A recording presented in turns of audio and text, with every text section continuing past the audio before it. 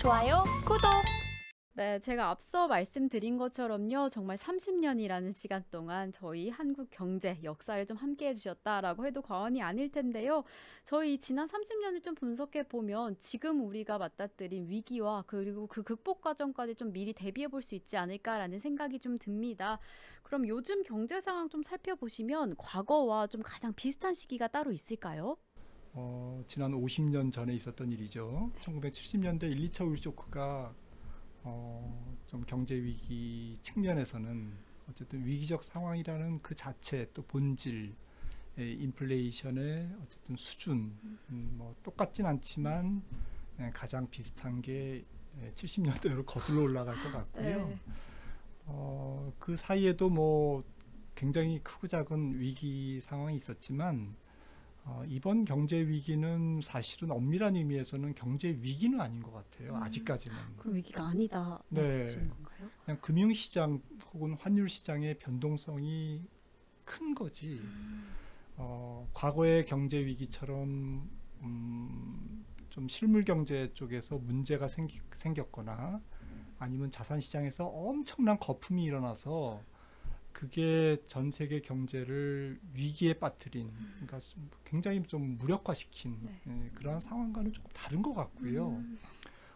이번 위기를 되짚어 보면 사실은 팬데믹이었지 않습니까? 네. 코로나19였는데 코로나19가 와서 경제가 멈춰서니까 재정을 풀고 돈을 풀었습니다. 네. 그래서 그러다 보니까 이제 코로나는 물러갔는데 남는 거는 돈이죠. 돈은 결국 인플레이션이었고, 이 인플레이션을 뭐 이래서는 안 되겠다, 무조건 잡아야 되겠다 하다 보니까 금리를 너무 이제 가파르게 올리는데, 문제는 이게 한 나라만 그랬으면 괜찮은데요. 네.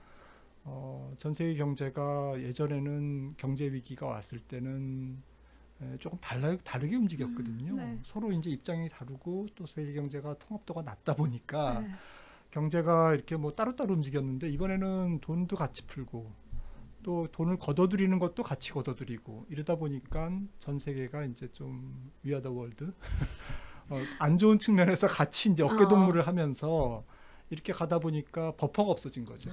네, 그런 측면에서 또 다른 위기를 양산할 수는 있습니다. 올해는 아니더라도 내년에 이런 후폭풍이 올 수는 있지만, 현재까지는 경제 위기라기보다는 코로나19로 인한 과잉 유동성에 의한 자산 거품과 그 거품의 해소 과정에서 일어나는 좀 거대한 해프닝이다. 저는 그렇게 해석을 합니다. 그래서 어떤 게 거품이었는가를 생각해 보면 일단 금리가 거품이었습니다. 네. 너무 제로 금리까지 다 낮추다 보니까 얼마 전까지만 해도 미국의 10년물 금리, 우리나라도 그렇습니다만 0%대였잖아요. 1%가 안 됐거든요. 네. 그리고 또 부동산의 거품, 또 마지막으로 주식의 거품. 우리나라 코스피가 지금 2200인데 2200이 코로나19 직전 수준입니다. 그러니까 거대한 산봉우리를 그리고 다시 코로나19 전으로 그 사이에 2년 사이에 엄청난 일이 일어났지만 결국 2년 전 수준으로 그냥 돌아간 겁니다. 만약에 2년간 자고 일어났다면 주가 그대로네. 변화가 없다라고 볼 수 있겠네요. 네, 그래서 코로나19로 인한 유동성 해프닝, 네. 유동성, 그리고 그것이 유동성이 몰고 온 후유증, 이런 몸살을 앓고 있는 과정이다, 이렇게 생각을 합니다. 네, 과거와는 좀 관점이 달라서 좀 인플레이션 측면으로 보면 70년대 오일 쇼크와 지금 상황이 가장 비슷하다라고 해주셨습니다. 이렇게 지금 정확히 비교할 수 없게 다른 이유가 요새 우리 시장에는 변동성이 좀 많이 작용해서다라고 해주셨는데요. 그러면 박사님, 저희 그럼 변동성 측면에서 볼 때 지금 우리 주식시장의 변동성 해결 방안이 좀 따로 있을까요? 네, 앞으로 전 세계 중앙은행들이 이제 금리들 지금 올리고 있지 않습니까? 네. 그래서 조금 더 올리겠죠. 네. 그리고 이제 뭐 양적 긴축도 하기 때문에 유동성을 이제 빨아들일 텐데, 제 생각에는 뭐 신용만 하다가 끝날 가능성이 높아요. 왜냐하면은 내년도 되면 경기 침체의 골이 너무 깊기 때문에 모든 통화 긴축 스케줄이 일단락 될 것 같습니다. 네. 그러다 보면 뭐 내년 중반이라고 해도 앞으로 1년도 안 남았지 않습니까? 그러면 가령 연준이 지금 가지고 있는 자산, 즉 그동안 시중에 푸른 유동성이 9조거든요. 네. 9조 달러입니다. 와. 9조 원이 아니고 9조 달러인데 이 9조 달러를 뭐 한 10% 줄이면 뭐 9천억 줄이다 만 거죠. 네. 예, 그래서 참고적으로 6월부터 지금 9월까지 900억도 안 줄였습니다. 900억 달러도. 정말 예, 적은 네네. 그러니까 사실은 유동성을 조금 줄인다고는 하지만 줄이다가 많은 결과를 낳을 거고 그러한 것은 결국엔 유동성 불씨가 살아있다라는 거죠. 앞으로도. 네. 그러니까 지금은 어렵지만 투자자들이 조금 힘을 내셔야 될 부분도 네. 이 부분에서 찾을 수가 있는데 네. 돈의 힘은 여전히 남아있다. 지금은 좀 약간 고개를 숙이고 가파른 금리 인상 때문에 유동성이 지금 맥을 못 치고 있지만 또다시 유동성이 활기치고 돌아다닐 가능성이 굉장히 높습니다. 네. 근데 문제는 이렇게 유동성이 줄다가 말면 말씀 주셨던 변동성이 큰 거죠. 네. 앞으로도 그래서 지난 5년, 10년간보다는 자산시장의 변동성이 굉장히 클 가능성, 그러니까 변동성이 큰 게 뉴노멀이 될 가능성, 네. 이거를 조금 저는 주목해야 된다고 보고 있고요. 네. 그래서 대응 전략은 두 가지죠. 첫째는 변동성은 사실은 어떤 사람들에게는 기민하게 트레이딩 하시는 분들에게는 기회고요. 하지만 보통 투자자분들이 이런 변동성을 쫓아가면 역행하는 경우가 많거든요.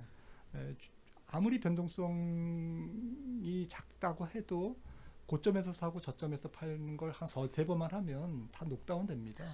아마 올해의 그런 경험들을 많이 들 하셨는데 실제로는 어렵다라는 거죠. 어렵죠. 그래서 제 생각에는 투자의 패러다임이 좀 바뀔 것 같아요. 보다 더 결국엔 단기 변동성을 극복할 수 있는 전략은 펀더멘털에 충실해서 기업의 가치에 조금 더 집중하는 투자. 그러니까 마켓에 들쭉날쭉한 변동성이 있을지언정 우리는 기업의 성장성을 보고 투자한다라는 패러다임으로 조금 좀 성숙된 그러한 투자 문화가 저는 이번 기회에 정착될 것으로 생각을 하고 그렇게 해야 또 주식 투자도 좀 쉬워지지 않을까 그렇게 생각을 네, 합니다. 그래서 우리 경기 침체 상황 뭐 2024년까지 좀 이어질 수 있다라고 해주셨는데요. 그럼 좀 길게 내다보게 되면 우리 세계 경기 지금은 좀 어떤 국면에 있다라고 볼 수가 있을까요? 네, 경기 침체 초입 내지는 뭐 나라에 따라 다르지만 네. 경기 침체의 기간이 예를 들어서 100이라고 하면 지금 한 30% 정도는 진행된 상태. 뭐 달리 말씀드리면 30%밖에 진행되지 않았다라고 볼 수도 그러게요. 있는 거죠. 네. 그래서 이번 경기 침체는 전 세계 평균을 평균적으로 말씀드리면 제 생각에는 뭐 2024년 내지 2025년 상반기까지는 진행될 것 같고요. 네. 특히나 지금 경기 침체의 불리한 순서대로 말씀을 드린다면 가장 유리한 국가는 자원 수출국이고요. 네. 자원 수출국은 올해 성장률이 오히려 전망치보다 연초나 작년 전망치보다 오히려 더 상회하는 그런 상황이고요. 두 번째로 유리한 국가가 사실은 미국입니다. 미국이 그래도 경제 우등생이고 고용시장이 타이트하고 또 자원 어쨌든 생산국이며 네. 또 수출국이죠. 네. 뭐 여러 가지를 자급자족할 수 있는 국가고 그렇기 때문에 이제 유리한 거고요. 그 다음에 조금 그 불리한 순서가 자원을 수입해서 네. 또 수출해야 되는 우리나라 같은 중국, 일본, 한국, 대만 이런 국가가 해당될 거고요. 그 다음에 또 더 불리한 국가는 유로존이죠. 유로존은 지금 러시아 때문에 완전히 곤혹을 치르고 있고 네. 지금부터 3개월에서 6개월 사이가 가장 큰 고비가 될 것 같습니다. 날씨가 안 추워야 될 텐데 만약에 날씨가 더 추워지면 지금의 재고 갖고는 못 버티거든요. 정말 에너지 재고 갖고는 못 버티기 때문에 거기서 보다 더 큰 위기가 나올 수가 있는 거고요. 그 다음에 이제 가장 죽을 맛을 보는 국가들은 저개발 국가입니다. 저개발 국가들은 대부분의 자원을 또 식량을 수입하는 국가고 또 굉장히 어렵게 사는 국가이기 때문에 아마도 여러 가지 그 내부에서의 어떤 소음이라든지 내전이라든지 이런 것들로 확산될 가능성이 좀 농후해 보이고요. 안 좋은 그런 상황이 전개될 것 같습니다. 네, 지금 이렇게 좀 경기 침체가 계속 이어질 것이다라고 좀 전 세계적으로 전망이 계속되어서 그런지 바로 지난 9월에 FOMC에서 3연속으로 자이언트 스텝을 단행했습니다. 사실 이 자체만으로도 좀 이슈였는데 가장 큰 이슈는 사실상 박사님 올 초까지만 해도 파월 의장이 물가 상승은 일시적일 것이다라는 분명한 그런 스탠스를 내놨는데 지금 좀 그 스탠스가 많이 바뀐 상황인 것 같습니다. 불과 이렇게 몇 개월 사이에 연준이 이렇게 좀 바뀌게 된 배경이 있을까요? 조금 안일했죠. 아, 원래 지금 뭐 조금 되돌아보면 네, 뭐 작년 가을에 잭슨홀 미팅만 해도 네, 때만 해도 연준이 일시적이라는 얘기를 앵무새처럼 반복했는데 거기서 좀 시계를 조금 더 앞당겨 보면 사실은 뭐 연준이 오판한 가장 큰 이유는 이번 인플레이션의 속성에 대한 이해도의 부족이 있었다고 저는 감히 말씀드릴 수가 있는 거고요.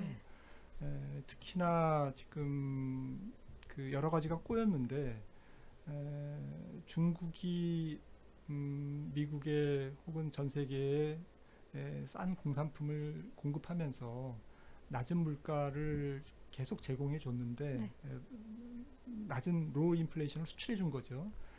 그러면서 이제 전 세계 물가가 잡히고 또 유통혁명이라든지 생산성 혁신 뭐 이런 것들이 전 세계 물가를 잡아준 게 노말이었습니다. 그게 당연하고 네. 뭐 어쨌든 뭐 항상 그래 왔는데, 그리고 네, 또 앞으로도 지속될 것이다라는 것에 대한 믿음이 굉장히 강했죠. 근데 중국도 인건비가 올라가고 거기다가 트럼프 정부가 이제 중국의 관세를 때렸고요. 이러면서 이제 미국에 수입되는 중국의 공산품 가격이 올라가면서부터 인플레이션은 이미 시작된 거고, 그리고 트럼프 정부의 이민법이 인력 부족을 낳았잖아요. 그래서 지금 미국 고용 시장이 굉장히 타이트한 게 일종의 축복이긴 하지만 다시 반대로 인플레이션 시대에 인플레이션을 잡는데 굉장히 지금 암적인 존재가 되고 있는 거거든요. 양면성이 있는 겁니다. 네, 그래서 어쨌든 양날의 검인 거고요. 바이든 정부도 지금 뭐 트럼프 정부 때 그 저기 했던 이민법을 지금 거의 다 수정을 못했습니다. 그리고 네, 실질적으로는 여전히 뭐 지금 미국의 고용 시장이 타이트합니다. 그리고 팬데믹 때문에 사실은 좀 노령자 근로자들이 거의 조기 은퇴를 했거든요. 그런 측면에서도 인력 부족이 굉장히 구조화돼 있습니다. 그래서 이게 쉽게 해결되지 않는 부분이고, 네, 그래서 이런 복합적인 인플레이션, 네, 그리고 가장 결정적인 것은 연준이 오판하면서 통화 정책을 긴축을 너무 늦게 한 거. 이게 아, 또 인플레이션 요인이거든요. 네, 연준은 사실은 이 부분을 숨기고 있어요. 제 생각에는. 왜냐하면은 올해 3월에 연준이 첫 금리 인하를 그것도 베이비 스텝으로 했지 않습니까? 0.25% 내렸는데 그때 인플레이션이 8.5%입니다. 근데 시계를 1년 전으로 되돌아보면 2021년 작년 네, 3월에 인플레이션이 3%였어요. 그러니까 1년 뒤진 거죠. 1년 뒤지다 보니까 어쩌습니까? 연준은 인플레이션의 뒷공무니를 쫓아다닐 수밖에 없고 전문 용어로 비하인드 커브라고 하지만 아무튼 인플레이션은 뒤로 쫓아가면 못 잡거든요. 네, 80년대 폴 볼커가 한꺼번에 금리를 20% 올린 거는 뒤쫓아가면 못 잡으니까 아예 앞서가기 위해서 추월하기 위해서 금리를 한 방에 올린 거거든요. 네, 이번에는 그런 배포도 없습니다. 이번에도 75bp가 아니라 150bp를 올렸으면 오히려 더 잘 될 수도 있어요. 네, 제 생각에는 연준은 지금도 정신을 못 차렸다. 감히 저는 그렇게 말씀드릴 수 있고, 네, 자기네들의 실수를 인정하고 있지 않다, 숨기고 있다. 네, 라고 생각을 합니다. 그런데 누구의 잘잘못을 따지는 게 아니라 우리는 투자를 해야 되는 그렇죠. 입장에서는 인플레이션이 잡히긴 잡히는데 잘 안 잡힐 거라는 거죠. 문제는 네, 내년까지. 네, 그리고 연준이 금리를 어쨌든 동결하는 시점은 연준 인사들이 많은 힌트를 줬습니다. 그래서 종합해 보면 결국 연준의 기준금리가 물가 상승률과 거의 일치하는, 즉 다시 말씀드리면 실질 기준금리, 네, 기준금리에서 물가를 뺀 실질 기준금리가 플러스로 돌아서는 시점에 연준은 이제 우리는 금리를 더 이상 인상하지 않겠습니다라는 사인을 주거나 아니면 실제로 그렇게 행동을 할 수가 있다라는 거고요. 그 시기가 제 생각에는 내년 6월 정도가 될 거고 그게 이번 점도표에서 확인이 된 겁니다. 네. 9월 FOMC 점도표에서. 네. 연초에 좀 내놓았던 전망이 잘못되었을 수 있다라는 이야기를 해주셨는데 그래도 어쨌든 이렇게 연준에서 내놓은 이 극약 처방이 지금의 인플레이션을 좀 잡을 수가 있을까요? 근데 극약 처방이 아니라 네. 사실은 계속 뒷공무니를 쫓아가면서 허겁지겁 지금 이것도 좀 네, 이미 그렇게 늦었다. 하고 있는데 네. 연준이 그걸 모르는 바는 아닐 겁니다. 그렇겠죠. 이미 다 알고 있는 훌륭하신 분들이 다 네. 알고 있는데 그럴 수밖에 없는 것은 네. 지금 문제가 너무 심각해졌어요. 전 세계적으로. 인플레이션에 대한 통제력을 상실한 부분이 너무 심각해지고 이게 부메랑으로 또 이 미국 경제에 되돌아오는 문제 네. 그리고 현재 진행되고 있는 좀 킹달러 문제 킹달러 문제는 사실은 단순한 금융현상이 아니라 메인스트리트 미국의 마이크로소프트라든지 애플이라든지 이런 굵직한 기술 기업들의 어쨌든 매출과 그들의 어쨌든 기업들의 실적과 연결된 부분이지 않습니까? 네. 미국을 떠받치는 빅테크 기업들의 어쨌든 문제이기 때문에 이런 부분들이 좀 그 부담스러운 거죠. 네. 연준이 그래서 조금 머리가 아플 겁니다. 네. 좋아요, 구독!